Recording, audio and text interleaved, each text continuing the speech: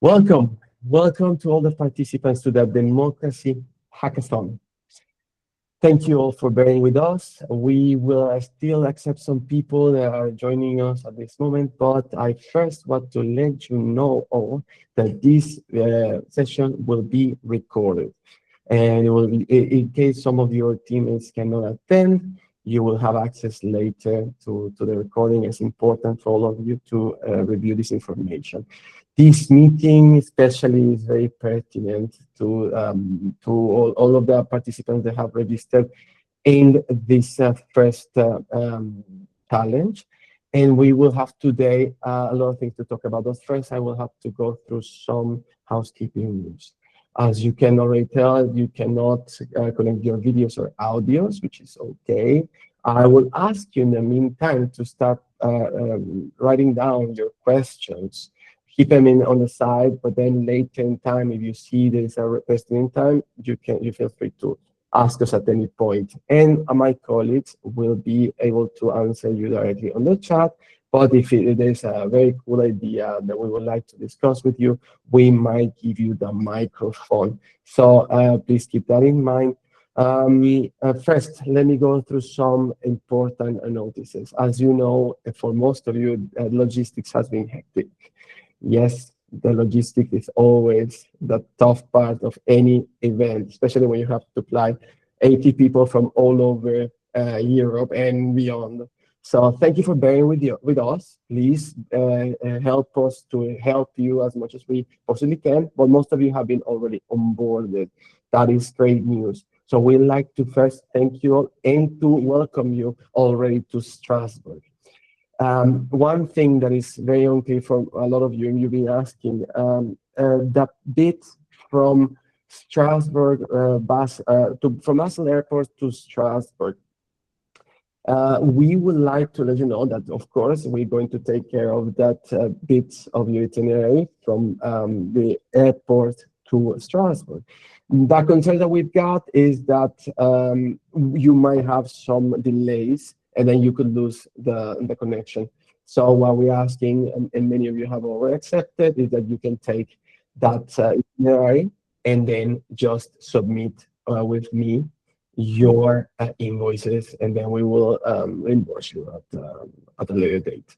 Other than that, we are working very, very strongly to bringing you the best possible event. So expect a lot of surprises and get ready to participate in this amazing hackathon. Now, this is the first session, and we will have as well a few more. But in this case, I would like to introduce you to the Privacy Preserving Hate Speech Detection Challenge.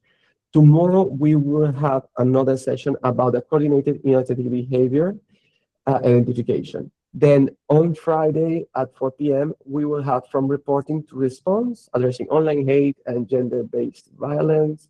And finally, on Monday at 4 p.m., we will have think out of the box. Now, consider that all of these sessions are important, of course, for the pertinent teams that register to these challenges, but we will also have other topics involved, as well as logistics and many other things.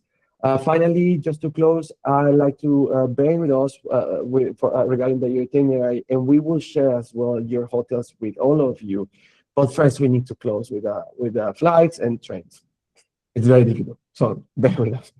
That said, I would like to give the word to my colleague Héloïse, and she will introduce you from the Council of Europe. Thank you very much. Yes, thank you very much, Hugo. So yeah, welcome everybody, and we're really happy to have you all here, and congratulations on your selection for this hackathon. So I'm going to give you a little bit of background on the Council of Europe in general. Why are we doing this? What is this hackathon, and what is the new Democratic Pact for Europe? So essentially, the Council of Europe is an international organization that fights to uphold human rights, the rule of law, and democracy. And we are composed of 46 members. So we are a separate institution from the European Union. And basically, we have launched this project called the New Democratic Pact for Europe as a response to democratic backsliding that has been happening in the past years. The disinformation, the impunity, extremism, and different type of events that have been undermining democracy. So as a response to all of this, the Council has launched the new Democratic Pact. So it was launched in 2023 at the Reykjavik Summit. And what is it concretely? So it's a collective and inclusive process to reinforce democracy. We aim to improve trust in institutions. We aim to create tools that will help democratic education and democratic security. So it has been endorsed by all 46 member states of the Council, and it aims also to bring together governments, civil society, academia, the private sector, and citizens, also youth, to basically fight for this purpose of strengthening democracy. So you see on the right side in the timeline where we are at right now as part of the pact. So the Democracy Hackathon is a big event in the context of this pact because it feeds directly to our consultation process. So our consultation process aims at gathering contributions from all the stakeholders of society that I mentioned just before. And the tools that you will work on in the context of this hackathon will feed into this consultation. And the aim is to have this finalized by May 2027 and to adopt these tools and outputs as part of big recommendation packages in the member states of the Council. So now we are organizing this hackathon on the topic of hate speech because hate speech is one of the biggest underminers of democracy in the public space. It affects trust and free speech. So we are organizing this hackathon in parallel to the No Hate Speech Week, which my colleague will tell you a little bit more about. But as background also to the hackathon, we also would like you to keep in mind the Council of Europe standards on the topics of hate speech, AI, democratic security, etc. We will, by the way, send you this information also in written form so that you have all this background. But there are several standards from the Council that address these topics. For example, the European Court of Human Rights, Article 10, about freedom of expression. So this is the baseline that the anti-hate tool must protect and not undermine. We also have the Budapest Convention, which is a cybercrime treaty. So it criminalizes racist and xenophobic speech online. We have the recommendation on combating hate speech from 2022. And we also have the Framework Convention on Artificial Intelligence. So this was the first legally binding treaty on AI implemented in 2024. And in addition to that, the goal is also for your work to be centered around the four foundations on the right. So they should be rights-based tools that fight hate speech without chilling free expression. They should be practical and deployable outputs, not just reports or concepts. They should be inclusive by design, so protecting different underrepresented groups. And it should be transparent AI, so explainable, auditable, and governable. And so as you all know, the hackathon is built around 4 challenges, and there will be more than 20 teams competing in these challenges. There will be a prize for the winning teams. We will have 1 winning team per challenge, and then these winning teams will compete in the grand final for the main title, which will be selected by the grand jury. So now I will give the floor to my colleague Stefan, who will tell you a little bit more about the No Hate Speech Week that is happening in parallel. Thank you.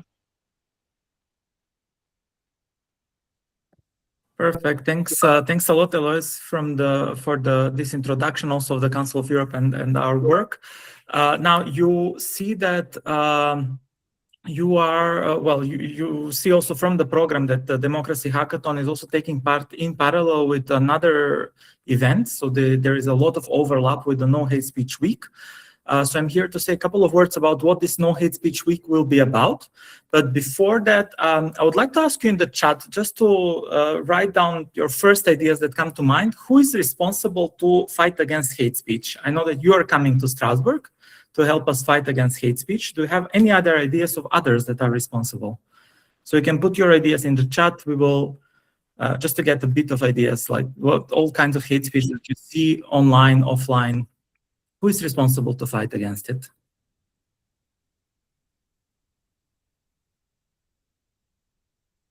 No ideas, so nobody is responsible.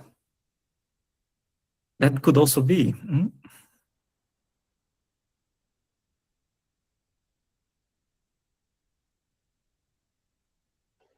You may write down in the chat. You can write it down in the chat. The chat button is on you, well, down on your right side.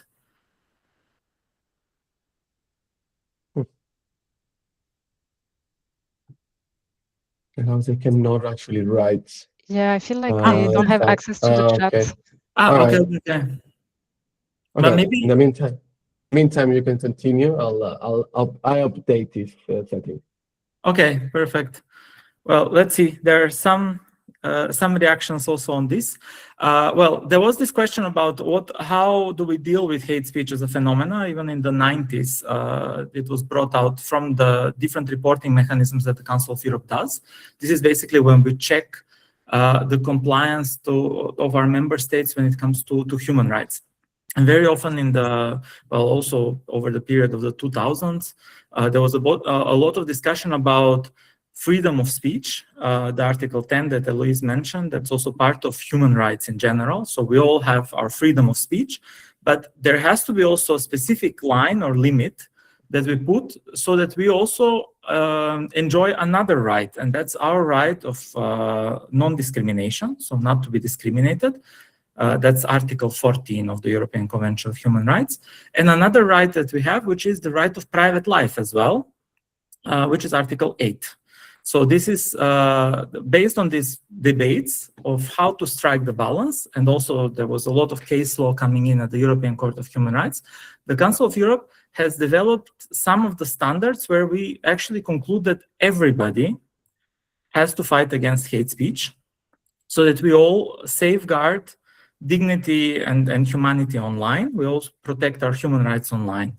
So in the framework of that work, the Council of Europe has issued a recommendation in 2022, which now already makes it 4 years ago, a recommendation on combating hate speech, where basically it says what needs to be done on the level of member states. So what should the police do, for example? What should courts do?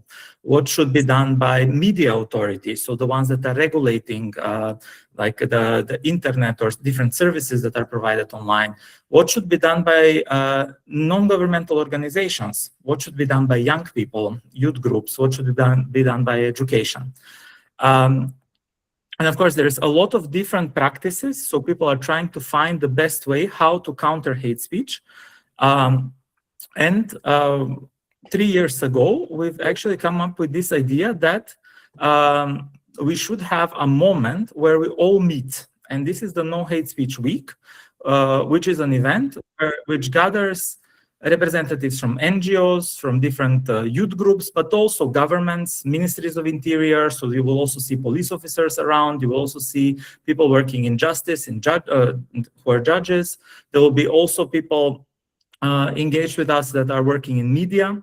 There will be also some social media companies with us. This space actually serves for us to discuss together about the best ways how some of the issues that we get on to experience as online hate speech could be resolved. I have 2 invitations for you. One is that once you check the program online, ideally you've received the website hackthehate2026.com with all the overview of the program.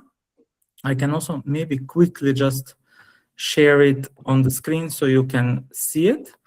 And ideally, this program online should also help you to navigate through the week.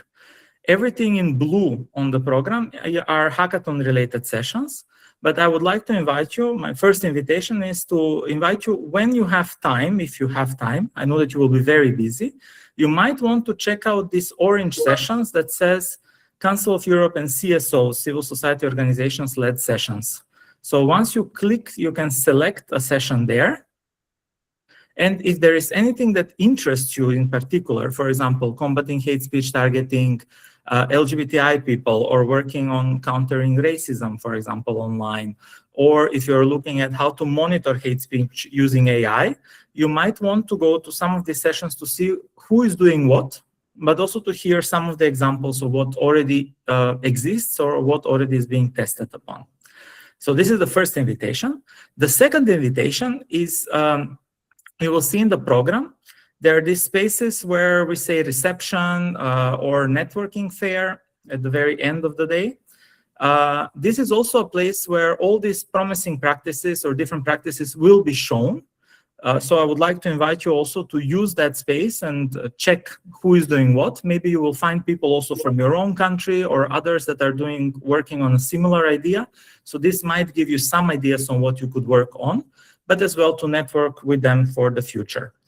I will be around, also all of my colleagues. So if you have any questions related to the No Hate Speech Week while you're hacking or while you're having your coffee, feel free to approach us and we will give you also more information about the week as well. So thanks a lot. And I pass the floor back to Hugo. Yeah, thank you very much, Stefan. Now it's time for Stephen to introduce to you to this track challenge. So the floor is yours, Stephen. Please enlighten us with the challenge number 1. Alrighty, thank you very much. Let me get this going.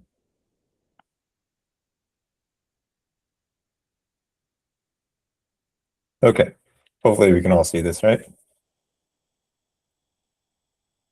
I'm going to assume yes. Okay. Well, hello, everyone. Awesome. Thanks for the thumbs up. Yeah, so as we were introduced, my name is Stephen, coming from Munich, Germany. And yeah, happy to introduce you the PrivHSD challenge, or the Privacy Preserving Hate Speech Detection Challenge. Yeah, so before we get into it, I just want to first say to those participating, congratulations. I think we can all attest there was some stiff competition, and it was really a pleasure to read through all your proposals. And the fact that you're here, and if you're participating in the challenge, it means you did good. So thank you for those, and hopefully you find it interesting challenge. Okay, quick introduction or outline what we're talking about today. We'll go through all of this, so no need to read through it all now. But basically, we'll start some motivation. You already heard some from the COE side, but also I'll give you more from the academic or technical side of things. We'll go into your mission for the 3 days of the hackathon, and then we'll show you a quick demonstration and case study. Quickly, I know this isn't the super most interesting thing, but just quickly who I am. So I'm coming from the Technical University of Munich. You can see my background is computer science. I will be finishing my dissertation for a PhD very soon. If you see the title, it's pretty technical. It's about differential privacy and natural language processing. And really just over the past few years, I've dived into anything privacy, especially in NLP and now AI, the technical, legal, and societal aspects of it. So that's my interest here. Okay. So, and by the way, if someone interrupt me if you have questions along the way, or maybe we'll cover them at the end, but just, keep note of them. Hopefully you have some. Okay, so why are we talking about PrivHSD, or privacy and hate speech detection? So I like doing slides like this. So I probably don't need to tell anyone in the call here, but AI is becoming huge, and particularly both in popular media, and also, as you can see, there's some pretty academic looking papers here. It's becoming popular, or kind of interesting to a lot of people, like what the privacy implications are in there. What does it mean for this kind of influx of AI and everyone using it, essentially? More specifically, and I apologize, this is a lot of papers, but hopefully it's interesting to you. This is just a small subset of researchers from around the world at very interesting and top institutions, looking at how we can address privacy, specifically natural language processing, which is a bedrock for much of the AI you see nowadays. And again, there's much more going on. I just want to kind of give you an introduction that it's becoming a hot topic, and I guess this aligns very well with this sort of focus on privacy as a human right. Okay, and now I will preface this by saying this is a very big oversimplification of hate speech detection, but just to kind of preface and start off what we're looking at, we're looking at automatic hate speech detection in this challenge. Essentially, how do we build automatic, highly performant, ideally, methods that essentially do what we see here, right? We have texts that are coming in large volumes. We build our methods, and we basically want to classify at a very basic level what's hate speech and what isn't. Again, this is a simplification, and there's a lot of considerations, some of which you see on the screen now, of how we do hate speech detection well and how we do hate speech detection. Right, so as my background is a lot in computer science and language and natural language processing, the left side is very interesting to me in the sense of what is hate speech detection? Is it just the words that we use? Is it a dictionary of banned words, and that's what hate speech detection is? Is it more on like the sentiment or the intent of the person writing it? Is it more on my word choice or my syntax use or certain stylization of text? Is it more, one might argue it's more contextual in the sense that the context of the language used is very important to deciding whether it's hate speech or not. That you might have metadata, you might have sort of images that go along with text. We focus mostly on text in this challenge, or primarily on text in this challenge, but images and videos are becoming an important medium. So that's really interesting. And on the right, you see the modality, right? In the previous slide, we saw, okay, you can treat it as sort of a yes-no problem, but that's very simple, right? Although in this challenge, we will treat it as that, as we don't have a ton of time, but just as for context, we can go easily into sort of a multi-class. Of course, hate speech, if we say yes, but then what kind of hate speech, right? Is it racism? Is it discrimination? Is it sexism? That's, it becomes a bit of a tougher problem. And again, if you're interested, we can look at it beyond the hackathon, but just to keep in mind. And again, there's other considerations here. Basically saying hate speech detection is not as simple as a yes-no sometimes. Okay, and not to throw any more complications in the matter, but the core of this challenge is what we're looking at and what's on this slide here, right? So if you sort of understood to this point, and again, if you're accepted for this challenge, you definitely understand this, that essentially hate speech detection on a technical level can be boiled down to a classification problem or sort of an identification or detection problem. And this, we want to build methods and techniques and tools that maximize accuracy. Okay, so given a text, we want to be very sure whether it's hate speech or not. Ideally, for putting it into kind of production systems, this is kind of an important thing to do.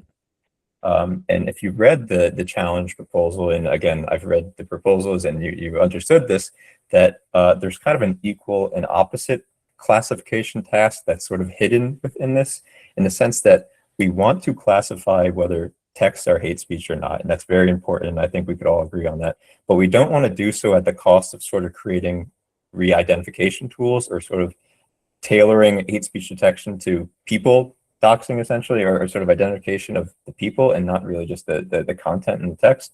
And if we sort of boil down this friction, we have a utility task, right? So hate speech detection, we want to be as great as this as possible. And we have a privacy task. We don't want to become sort of adversarial in the sense we're just kind of identifying people and not the hate speech itself. And this becomes the core of the privacy, the PrivHSD challenge. And this sort of trade-off is at the core of a lot of research. And I guess in practice, this is kind of the balancing act that most people will focus on. Okay, now getting into the central score or sort of thing we're looking at in this challenge is the privacy hate speech detection trade-off. And this will be the only formula you see on these slides, I swear. But essentially, we're looking at trade-offs as a relative gain. So what this says intuitively is we want to preserve privacy. So if you look at the numerator of utility, right, we want to sort of privatize or transform text data in a way that we can still get as close to the original in terms of the utility task. So again, that's hate speech detection. But we also want to achieve the best privacy as possible. And if you look at the numerator on the right side, privacy should be as low as possible. And that's not meaning privacy should be low, but that's sort of the re-identification accuracy. So we want the right side to be as low as possible from an adversarial side. We don't want to sort of give away privacy. So that should be low, and the left side should be high. And that's how we maximize our trade-off. And that's how we sort of quantify or operationalize a trade-off in this challenge. Hopefully that makes sense, and more graphically, if you can look at it, we're constantly balancing a trade-off. So if we privatize data or anonymize, or however you want to call it, I'll use a lot of terms, but we're balancing a trade-off there. But the goal is to sort of maximize this balance in terms of we want to lose as little utility or as little hate speech detection performance as possible, while sort of maximizing the privacy protections of sort of releasing data. Again, so this leads to the core mission of the challenge. And again, most of you have nailed this on the head in terms of the proposals you've sent in. So that is good. But essentially, we want to privatize, and again, that's sort of the general umbrella term of how we handle sensitive data or text data, such that we remove or we mask or transform or whatever you want to do any author identifying signals, so things that are sort of private, sensitive, personally identifiable.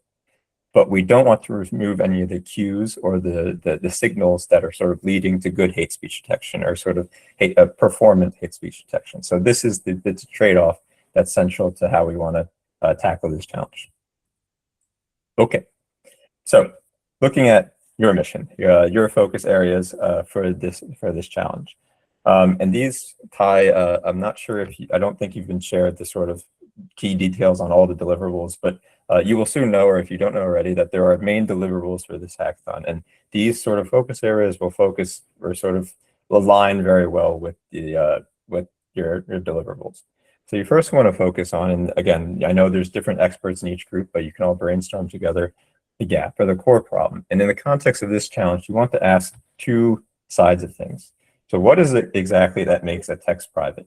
We know probably simple things or straightforward things like I don't want my personal information. I don't want, ideally, my name, my full name, any personal identifiers, right? But it goes usually deeper in that, and think about what that might mean. What cues in text lead to hate speech, right? So there are some obvious identifiers or signals there, but maybe there are less identifiable, more like innuendo sort of things. And the ultimate question in this gap, or sort of doing this sort of gap analysis, is are these mutually exclusive? So in an ideal world, we can sort of, for lack of a better word, remove all the privacy stuff. So all the stuff that leads to vulnerabilities to my privacy, and keep all the hate speech detection such that hate speech detection systems still work reliably. But I can guarantee you it's not as easy as that. But to what degree can you separate those? So that's the sort of Venn diagram you see here. Privacy, we've discussed this already, but think about or focus on in building your prototype what privacy means and what you should do to protect privacy. I've hinted at this before. I like differential privacy as sort of a bedrock or foundation of operationalizing privacy. You do not need to use differential privacy. There's plenty out there, and you need to do some research. And sort of asking what privacy means in text will probably lead you to the good foundations for building a prototype. And of course, the biggest deliverable is the method of the prototype and the system itself. And this is where all three experts in the group can kind of work together and work on their particular expertise to kind of build this system. So going on this, focusing on the expectations, this is pretty important. So as you might have guessed, this challenge expects sort of an implementation of something. And I think this aligns well with what was talked about before in terms of producing something that's like usable and actually deployable and not just talking about ideas. And in this context, we want to produce systems or methods that sort of maximize this trade-off. And this is something we can measure empirically, and this is something that I'll introduce later.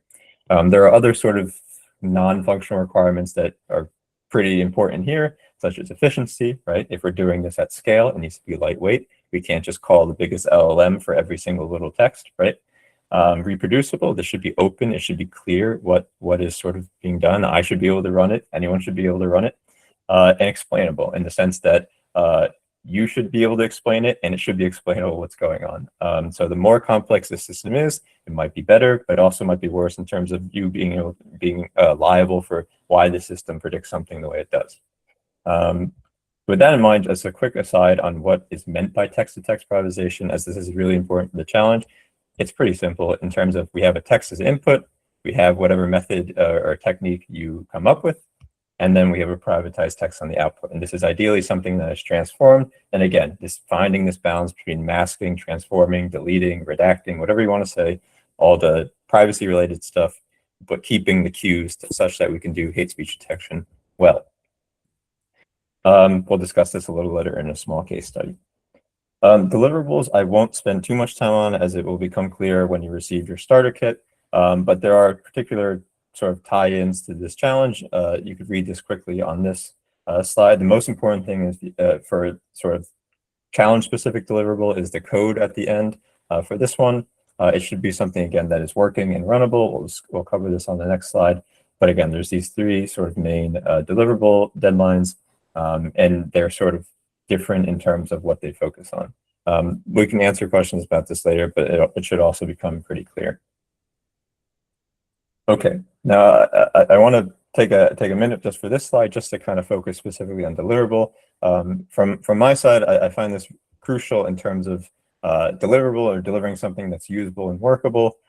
So the minimum, what we expect as for a good challenge submission and ideally for winning the challenge, is we obviously need to have public working code. It should be code that I can run easily, sort of check over your work, and something that ideally down the road is something that's runnable.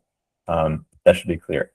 Better, and this is also part of the deliverables or the sort of overall challenge anyway, is sort of tying this to some public-facing UI, something that makes your sort of backend or your system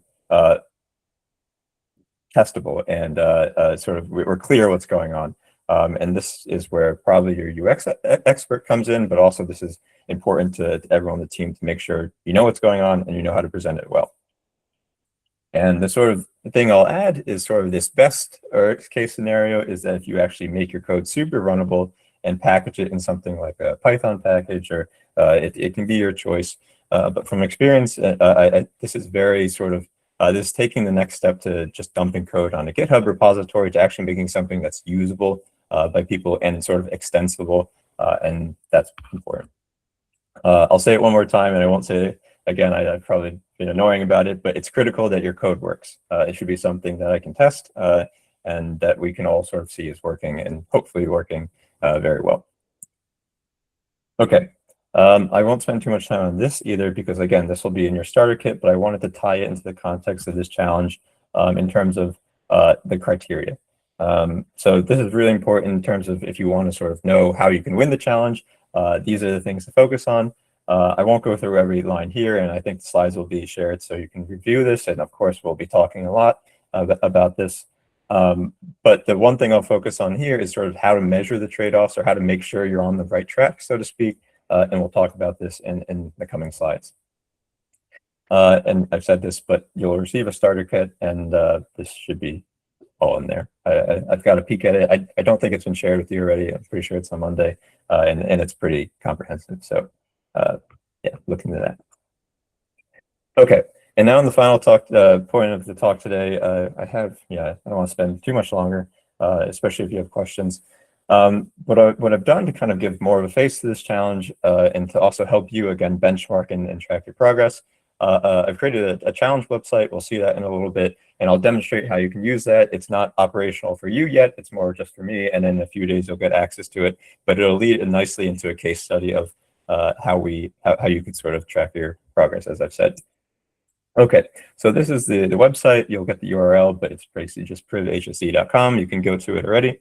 And we'll go into it a little bit, but first on the side, I will be providing all teams participating in the challenge 2 data sets eventually, but only one for now, starting next Monday. It's a development data set. It looks roughly like this. This is a very simplified version. But if you can see, there are these competing signals, right? Every text in the data set, again, it's a data set of many texts, some of which have hate speech in them. And your challenge is basically, or your task is basically reach the right. And if you notice, right, you sort of take the text column and you sort of privatize, transform it, however you want to call it. And that's how we reach a privatized data set. And this is what is evaluated and benchmarked. So there is that, and it's very simple here, and we can sort of talk about it more later.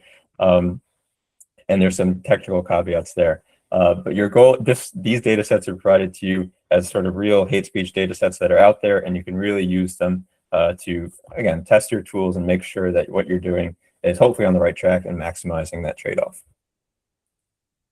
And a quick warning, you'll see this when you get the data sets, but the data sets do contain some pretty horrible and offensive language, and that's just a fact of hate speech, unfortunately. Just be prepared for that. Okay, so now we will actually go to the thing. I think I will have to awkwardly break my presentation here because I need to go to the site. So let me see how I can change gracefully. But hopefully in the meantime, while I'm doing this, you have maybe any challenges or any questions.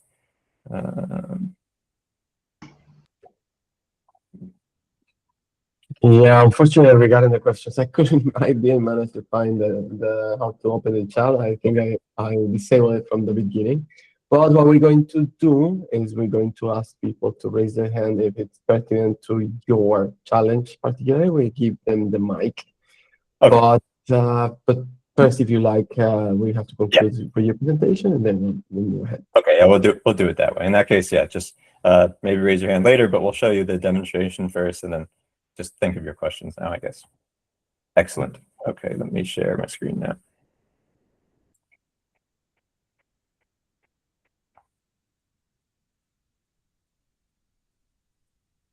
Okay. So hopefully you can see this. This is the website. Let me break this tab out here. So this is nothing fancy, but basically what you'll see is there's a leaderboard. This is how you can track your progress and make it a little competitive amongst the teams. But I will give you a login credential later. But what you can see here is it's very simple. We'll talk about specifics later, but what you want to do is upload your privatized data sets. We'll do one really quick, even though I've done a few already. And we basically just want to upload this. There's some transformer-based models running in the background, doing some evaluation runs, and then you eventually get your trade-off score. If you can remember, it's between -1 and 1.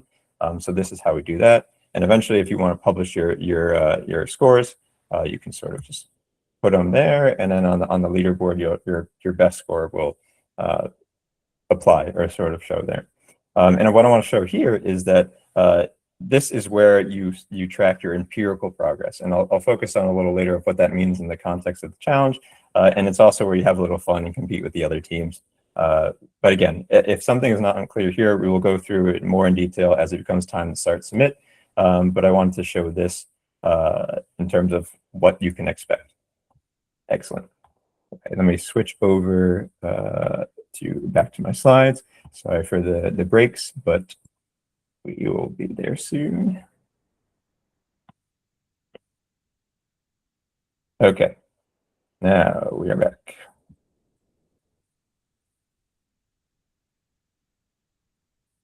Okay, so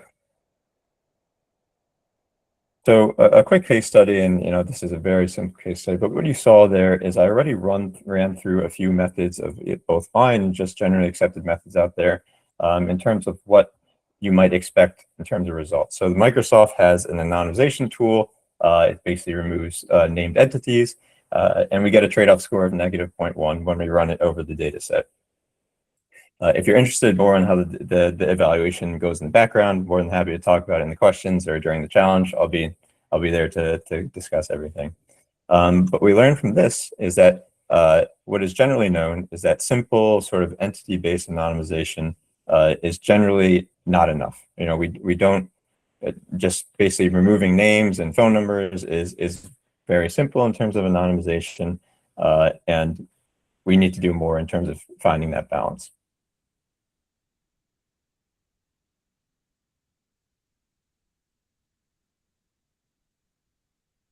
Sorry, I apologize if I'm lagging here. I think my internet's getting a little bad here. But continuing on, there's more differential privacy-based methods. These are somewhat promising. So if you want to use that as a motivation, there's definitely that as well. It does introduce complexity, but it does achieve higher trade-offs. So that's nice. And we saw that one of the ones I ran was exactly a differential privacy method. Just for fun, I ran it through GPT-4o Mini. Again, an older model, but very kind of lightweight. And we actually achieved very bad trade-offs. This is not something I would recommend, just kind of chucking them and doing zero-shot prompting for privatization. it does show us LMs may help. They definitely can be helpful in many ways, but definitely think about how to specialize them for this particular challenge. Okay. So what we learned from this very brief case study is that positive trade-offs are possible. And if you remember, what that means is that we can sort of achieve privacy without losing more utility, if that makes any sense. And that is the ultimate goal. We want to maximize these trade-offs by losing as little as this performance for hate speech as possible, while maximizing this sort of privacy preservation in text. And so this is the biggest caveat, or the biggest note I will say, is that this tool will be available to you to benchmark, but sort of winning the leaderboard or becoming first in the leaderboard does not mean you have won the PrivHSD challenge. It is important to kind of show the technical feasibility and that you achieved good trade-offs, but as you've seen before, there's many other criteria, but I won't say that it won't leave a good impression. So having a strong technical submission will definitely be important in the grading. Okay, and final thing before I hopefully hand it over to some questions, a rough timeline that sort of merges the timeline of the hackathon and the timeline of PrivHSD. So obviously here we are now. Hopefully this gave you a good motivation, but again, happy to answer questions either here or privately. Start thinking about the ideas. What do you want to cover? What is privacy in text? How are you going to preserve hate speech detection performance? These things are important just in the designing. And again, this bring all the expertise of your teammates together, and hopefully you can come up with something really nice to implement. After the last warm-up session, which I think is on Monday, the 15th, you'll also receive some other resources, I'm pretty sure then. And from then on, the development data set, so this snippet of what you saw, which is actually based on Reddit hate speech, will be released to you. You can start to dive into it, see what's in there, start to develop some ideas or even some of your tool or method. June 17th, the hackathon officially begins, of course. On the 18th, towards the afternoon, there will be a second data set that will release to you where you can basically fine-tune your method, see if it generalizes to other data sets. And then, of course, on the end of the 18th, the final deliverables are due, including your working code and system. And then 19th, we'll do some final pitches, of course, and pick the winners. And that was already explained to you. And the biggest thing, I alluded to this already, but make sure you contact me as soon after this June 15 deadline to get the credentials for your team so you can log in and already start exploring the system or even running some evaluations. So that'll be important. At least someone from the team, just let me know and I can provide you your credentials. Okay, and something I'll just mention here, and this was part of the hackathon's mission, which I love, is that sort of pushing whatever you create in a hackathon beyond the hackathon. And there's some long-term plans, I think, in sort of making this some usable system long-term, and that's very cool.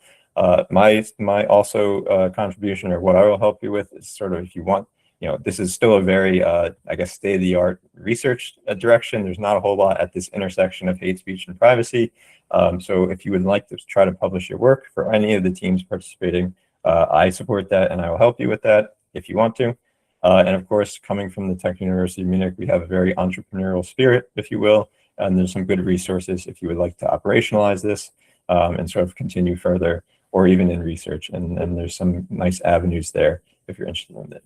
I think I've talked enough, so really best of luck. This is something I'm very excited about. This is personally very interesting to me. I'm invested in the challenge. So contact me at any point and we'll come up with some cool solutions. And yeah, happy that you're here, and I'm wishing the best of luck. All right, thank you. Amazing. Yeah. Thanks a ton, Stephen. Thank you very much. Let's continue now with the questions. But before we move on there, and while you guys decide to either ask questions or not, first let's put some order there.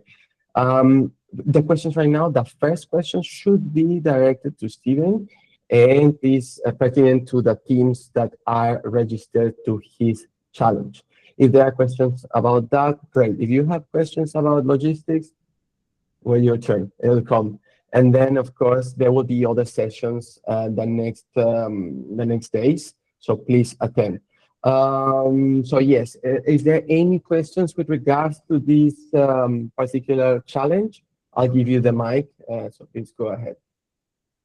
While you decide, let me tell you that as well in the next sessions, we will be introducing the platform where you will be chatting with Stephen and where you can ask him all of the credentials and also all of your questions. As well as we will be releasing one of these days the starter kit with the first deliverable. So you will start working. Actually, there's a deadline for that. So get ready because the work begins before the event starts. Anyway, guys, any questions pertinent to this challenge? I believe then it was very, very clear. Again, soon you will have access as well to the platform, and you will have access to Stephen and all of the mentors. Unfortunately, Stephen is assigned, as he is an owner of a challenge, to only his challenge. But no worries, we have about 7 to 10 mentors more for you. So no worries, there's plenty to discuss. There's people in UI UX, there's experts in AI, there's a lot of lawyers, of course, for some reason. So please, you'll be introduced to all of them. Now, let's move on. Is there anything pertinent regarding logistics? I know it's a hot topic, but let me go through first to the part of the train situation between Strasbourg and sorry, I forgot the connection. Bern, pardon. So, like I said, we don't want you to lose connection. We can definitely connect you from the airport to Strasbourg. The issue comes if you have any sort of delays. If that is the case, then, well, you will lose that. And then we will not be responsible for that. So most of you have already answered that is not a problem. You can take care of it and you just submit your refund. For us, it's 0 problems on that. So yes, is there anything else pending? Any other questions that you may have about perhaps something that you would like to ask to our colleagues from the Council of Europe? If that is also not something that comes along, I assume if there's any question about anything, right now is the time, or we just close with this session. And just to let you know, we are recording this session, but we will give you then later access to it. So in case one of your colleagues missed, especially my colleagues on the council's part, and Stephen's introduction to his challenge, please have them review the material. Other than that, I will ask you all to get ready. It's very, very hectic days coming along.